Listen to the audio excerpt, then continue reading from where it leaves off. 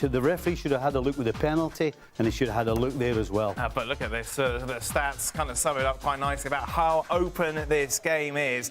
Barcelona with a 5-4 victory. Just taking a look, remember it's the top 8 who automatically qualify. They get a bye in the knockout stages, and Barca are good for it, aren't they now? They've clinched around the 16th berth. Liverpool we'll talk about a little bit later as they top the Champions League at this stage.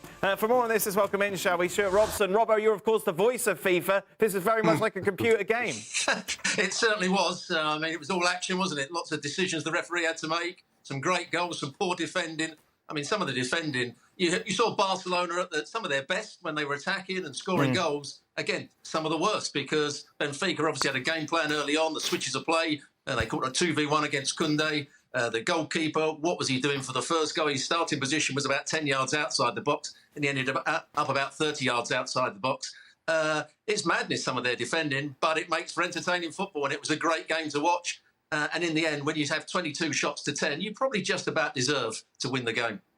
Yeah, but it's crazy how Barcelona just are so open at times. Yeah. And we showed that Di Maria going through and goal. There were other instances where they'd squeezed up and one sort of pretty simplistic ball got Benfica in behind, and either it was, missed the target or Szczesny had to make another save. It was just bonkers, wasn't it? Yeah, I mean, it really was. The goalkeeping errors, the defensive frailties of both sides, the openness of it.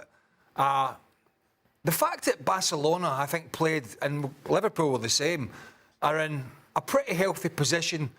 They've had injuries this season, like a lot of teams, and they played. I was quite surprised by the teams that we saw. Full strength, wasn't it? The Liverpools and the Barcelona fielding. Bearing in mind the situation they're in this new format is very comfortable for them, and this was a strong Barca side. Obviously, Szczesny made some good saves that Stevie mentioned during the game. But as a guy that's come in off the beach, basically, is what he did a couple of months ago or whatever it was, that's not filling Hansi Flick full of confidence with his decision-making. I mean, the way he wants his teams to play. This is the way he wants them to defend.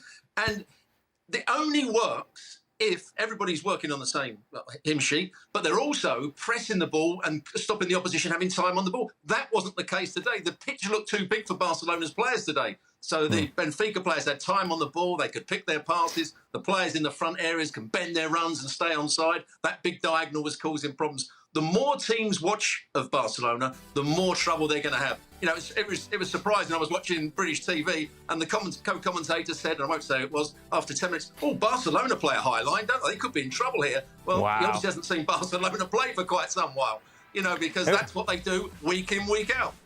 they don't play in the Premier League, Rob. Well, that's why. I mean, we're playing. It's all about the Premier League, isn't it? I think in that, going back to that incident just before the Rafinha goal, I think it's Fermin Lopez.